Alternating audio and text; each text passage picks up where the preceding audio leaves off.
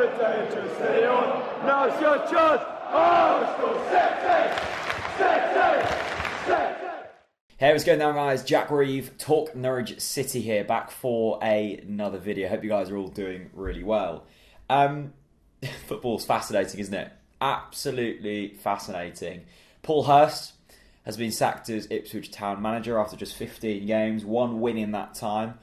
And Paul Lambert is going to take over, or has already taken over, depending on when you're watching this video. He will be the man who takes over Ipswich Town. Paul Lambert, of course, Norwich City manager, took us from League One to the Premier League.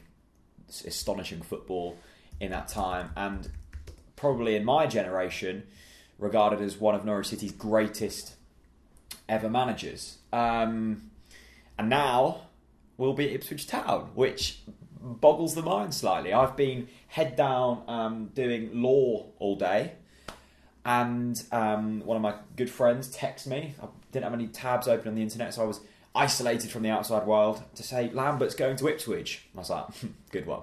No, Lambert is really going to Ipswich. Stuart Watson was the man that broke the story, a fantastic journalist at the East Anglian Daily Times. I suppose, first of all, let's start with Paul Hurst. I'm sure a lot of you, and a lot of you have tweeted me the last few days, the video I made in the summer saying Ipswich Town are starting to progress, Norwich need to be careful. And I stick by with what I said in that video. It was a time when Waghorn was still there, Garner was still there, McGoldrick was still there. Paul Hurst had done a very good job at Shrewsbury. I thought Paul Hurst was going to do good things with Ipswich, I must admit. However, his squad was completely disassembled. To lose Adam Webster, McGoldrick, Waghorn, Garner, that's the core of your side. They are the players that got Ipswich to where they were in the league. Sort of a lowish mid-table side under McCarthy. And to lose all of them players and then not be able to reinvest any of that money, for me, I think blame can't completely lie with Paul Hurst, as I'm sure many of the Ipswich fans will tell you, because Marcus Evans is not putting any money back into the club.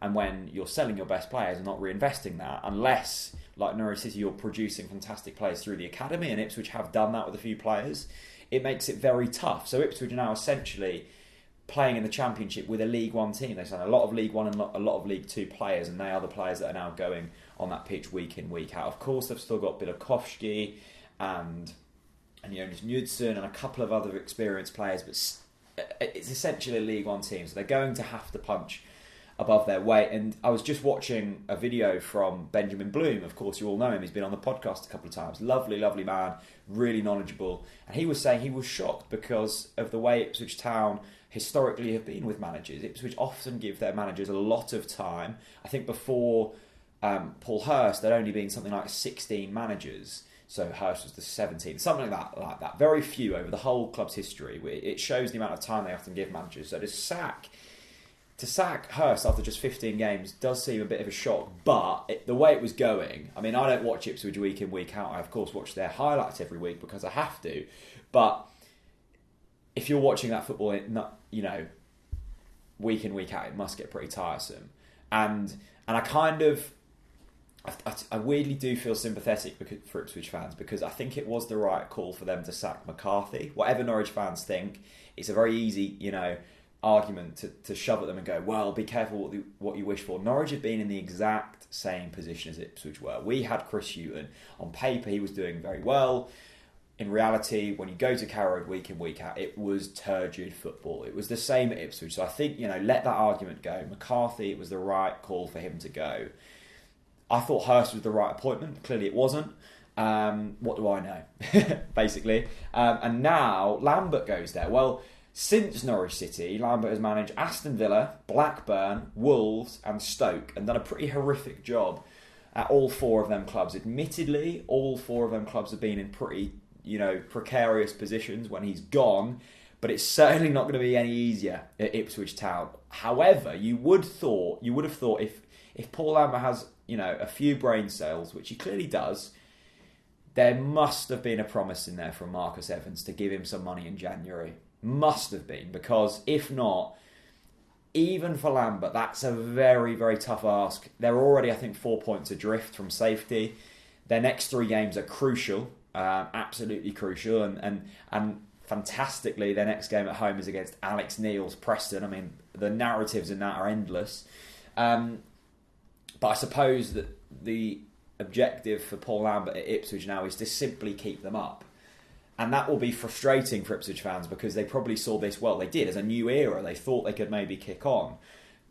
You know, their 18th year in the Championship is all they can really dream of now. And that is slightly sad, but it's a hell of a lot better than getting relegated to League One. And I don't buy into the argument that, well, it's sometimes good to go down to then rebuild. I think that's nonsense. No one wants to go down to League One. Imagine the attendances at Portman Road if they were in League One. Yes, they might be winning a few more games, but, you know, as Sunderland are finding this year, League One's a tough league, you know, and bounce back out of there is not guaranteed.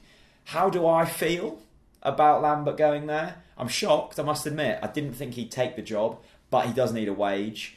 I can't see anyone else being his assistant other than Culverhouse. He recently stepped down as manager of Grantham Town because of personal reasons. Of course, he was the man who nearly took Kings Lynn into the Conference North. He was playing magical football down at the Walks. Lost in the playoffs. I think they finished that season on 102 points. So that could be a fairly nice duo. But it is a weird one, isn't it? It is a really odd one.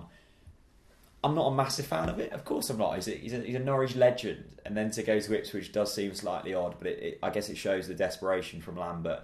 And it's kind of last roll of the dice for him as well, because he's hardly, you know, painting himself in the best picture since leaving Norwich. So it's a good opportunity for him as well. Whatever you think, Ipswich are a fairly decent sized club in this division. They're bigger than League One. But working under Marcus Evans, I think Pep Guardiola could go there and still struggle. So it is a fascinating position. I'm really intrigued to see where this goes over the next month and certainly over the next, you know, rest of the season. I think let me quickly get up there Ipswich's fixtures. If they don't pick up at least 2 wins in the next month, it's going to be very tough. So they've got Millwall away on Saturday, Preston at home the following Saturday, and then Reading away. All 3 of them teams within, I think, the bottom 6 of the division. Mental, absolutely mental. Thank God it's all looking rosy at Norwich at the moment, but it's brilliant, isn't it? Football is brilliant. I love the stories it throws up. So, Paul Lambert, Ipswich Town. Who would have thought it? Thanks for watching. Let me know your thoughts on the situation at Ipswich. I do find it fascinating at the moment. And Lambert, is he a traitor or is he simply a man looking for a job? Let me know. Comments below. See you later.